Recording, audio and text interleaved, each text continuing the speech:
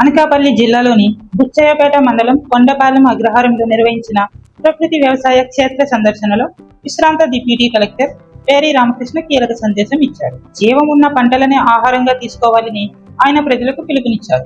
Green climate NGO ఆధ్వర్యంలో నిర్వహించిన ఈ కార్యక్రమంలో పాల్గొన్న ఆయన ప్రకృతి ఆధారంగా పంటలు పండించడం కాలానుగుణ అవసరమని పేర్కొన్నారు. మన పూర్వీకులు జీవంతో నిండిన పంటలతో తయారు చేసిన ఆహారం ఆరోగ్యకరంగా రుచికరంగా ఉండేదని గుర్తు చేశారు.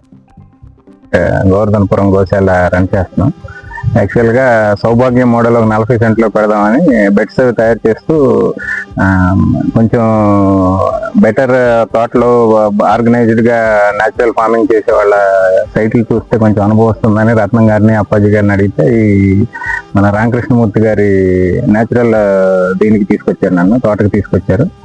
ఇక్కడ చూసి నేనే ఆశ్చర్యపోయాను. ఈయన 8 సంవత్సరాల నుంచి నిరంతరాయంగా కృషి చేసి ఒక అద్భుతాన్ని సృష్టించారు.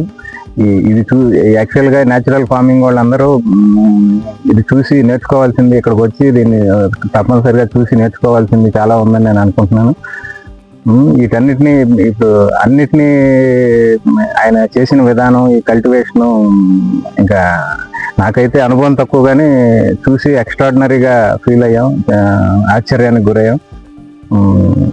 ఆ కరేపాకు, ఇదిగోండి కరేపాకు చూపించారు. దీని స్మెల్ చూస్తే ఎప్పుడో చిన్నప్పుడు చూసిన స్మెల్ వస్తుంది. అంత న్యాచురల్గా చేశారు ఏదైనా ప్రతిదీ.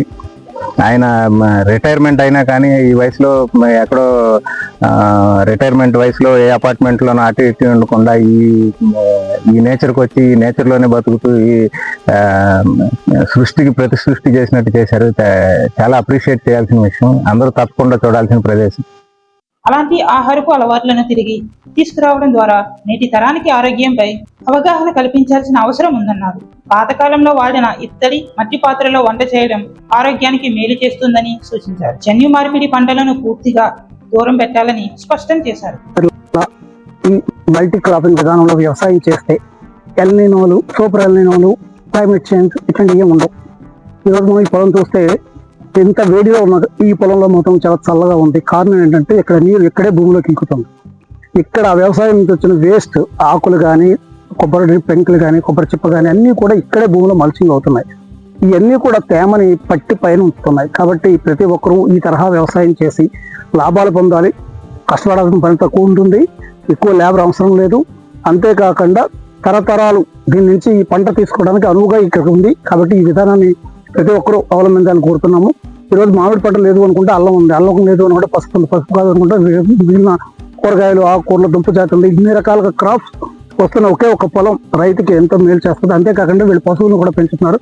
వాటి పేడ, మూత్రం అన్ని కూడా ఈరోజు ఈ పంటలను అభివృద్ధి చేయడానికి ఉపయోగపడుతుంది. ఈ తరహా పంటలు ప్రతి ఒక్కరూ పండించాలని కోరుతున్నాం. చేస్తున్న రామకృష్ణ గారి వ్యవసాయ క్షేత్రం కూర్చున్నాను. ఈ వ్యవసాయ క్షేత్రంలో నేను ముఖ్యంగా గమనించింది ఏమిటంటే, అందరూ కూడా కేవలం ఒక పంట మీద ఉండిపోయి డిపెండ్ అయ్యి ఆ పంట దిగుబడి రాకపోతే పంట పోయింది, దానివల్ల ఇబ్బంది పడతాం అనుకుంటారు. కానీ మీరు చేసిన పద్ధతిలోని ఒకే పంటలో 6-7 వివిధ రకమైన పంటలు, కూరగాయలు, పండ్లు, ఆకుకూరలు,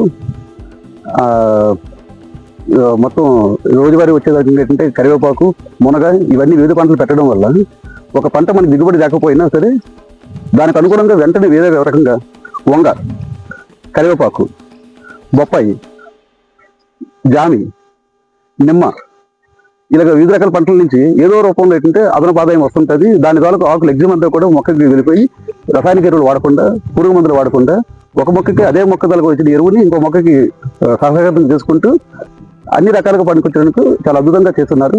దీనివల్ల ఏమవుతుందంటే రైతుకి పెట్టుబడి తగ్గుతుంది, రోజువారీ ఆదాయం కూడా రావడానికి అవకాశం కనిపిస్తుంది. నేను ఖచ్చితంగా దీన్ని చూసి నేను నమ్ముతున్నాను. ఈరోజు కలెక్టర్ గారు ఫామ్ హౌస్ వచ్చాం. వ్యవసాయం అంటే ఏదో లైన్ గా వరి చేను వేయడం, లేకపోతే ఏదో వేయడం, కూరగాయలు వేయడం కాకుండా అద్భుతంగా ఇన్ని రకాలు ప్రతి సీజన్ కి రైతుకి ఆదాయం వచ్చేలాగా, నేచర్ని పాడు చేయకుండా నేచర్ తనంతట తానే రిపేర్ చేసుకునేలాగా ఒక సిస్టమ్, నేచర్ ఏదైతే ఇస్తుందో దాంతోనే ఎక్కడ 1 రూపాయి కూడా ఎక్స్ట్రా బయట నుంచి తెచ్చి ఖర్చు పెట్టకుండా అద్భుతంగా ఫార్మింగ్ చేశారు. రైతుకి నష్టం అనేది లేకుండా, అనుకూల పరిస్థితులు అవ్వచ్చు, ప్రతికూల పరిస్థితులు అవ్వచ్చు, దేనైనా నష్టం జరగకుండా అద్భుతంగా ఇన్కమ్ వచ్చేలాగా ఈ ఫామ్ అనేది నాకు తెలిసి దగ్గర ఒక 100 years ఉంటుంది. ఇంకేం చేయవసరం లేదు. ఈ 5 అంచెల విధానం అనేది, మల్టిపుల్ లేయరింగ్ అనేది చాలా అద్భుతంగా 100 years వస్తుంది మీరు ఏ ఇన్కమ్ లేకుండా. మీకు మన పిల్లలకి తరం కూడా చూసేలాగా అద్భుతంగా క్రియేట్ చేశారు. ఆయన నిజంగా చేతులెత్తి నమస్కారం చెప్పి అద్భుతం, ఒక అద్భుత ప్రపంచాన్ని చూసాం. మన సంస్కృతి సంప్రదాయాలను కాపాడుకోవడం ప్రతి ఒక్కరి బాధ్యత అని ఆయన అన్నారు. ఈ కార్యక్రమంలో గోవర్ధన గిరి గోశాల ప్రతినిధి గడ్డా మహేష్, ప్రకృతి రైతు Naresh, mango man Appaji, green climate NGO వ్యవస్థాపక కార్యదర్శి జేవి రత్నం తదితరులు పాల్గొన్నారు.